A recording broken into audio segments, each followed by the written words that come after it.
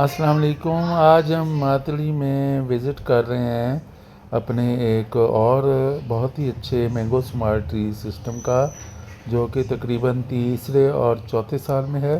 और ये mango smart tree system doctor Syed Nadeem Qamar Shah साहब और उनके बेटे सैयद हसन शाह साहब जो है मैनेज कर रहे हैं।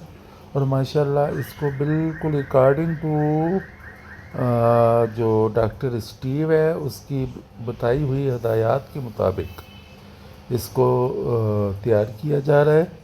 इसकी ग्राफ्टिंग से लेकर इसकी टिपिंग, इसकी जो प्लांट का स्ट्रक्चर है, उन सब चीज़ों को जो है वो बेहतरीन तरीके से मेंटेन किया है।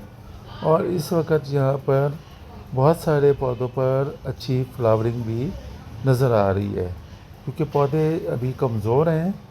तो इस साल हम भरपूर फ्लावरिंग यहाँ से नहीं फ्रूटिंग नहीं लेंगे। अलबत्ता हम कुछ परसेंटेज जो है वो फ्रूट की ज़रूर जो है वो रिटेन करेंगे, ताकि इसको हम चेक करें।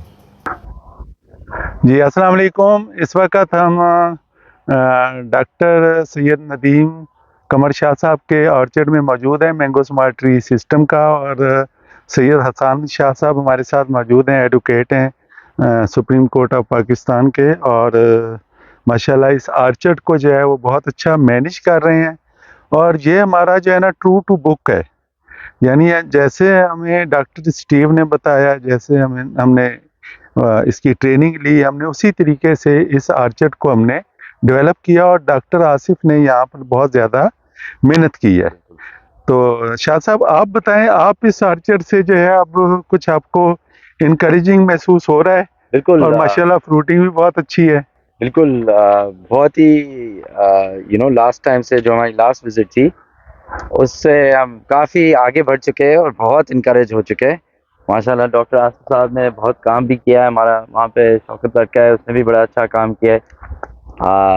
आसिफ साहब आपकी गाइडलाइंस पे हम चले हैं, थोड़ी सी हमने पेशेंस डाली है, थोड़ी सी मेहनत डाली है, और माशाल्लाह results are in front of you. और मतलब बहुत ही बेहतरीन काम हुआ है, बहुत ही बेहतरीन काम। तो एक लफ्ज़ इस्तेमाल किया है, पेशेंस।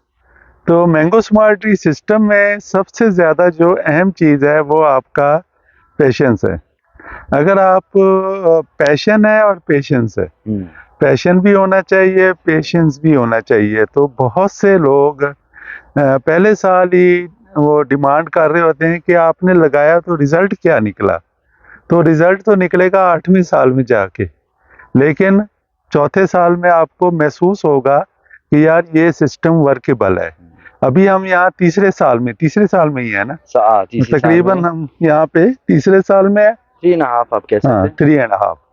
तो जब इसके 4 साल अगले साल ये मुकम्मल होंगे, और उसके बाद फिर हम 5वें 6ठे में जब साल में जाएंगे तो इसके रिजल्ट्स भी बेहतर होते जाएंगे और कुछ यहाँ पे नज़र आना शुरू हो जाएगा। लेकिन जो दोस्त सिंध के दोस्त हैं वो यहाँ आए, इसको विजिट करें, देखें और समझें, और कोई सवाल हो जवाब हो वो हमसे ज़रूर पूछें। तो आगे हम विजिट कर रहे हैं, देखते हैं। Thank you. ये अब हमारे जो हैं बड़े इम्पोर्टेंट साल जो है शुरू हो चुके हैं।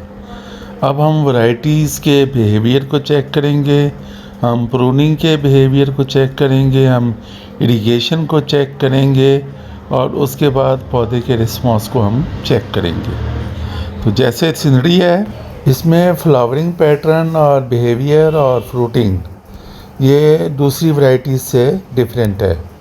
और ये सिंदड़ी जब तक इसके कार्बोहाइड्रेट्स पूरे नहीं होंगे, वो 4 साल में हो 5 साल में, उस वक़्त तक ये फुल प्रोडक्शन पर नहीं आता।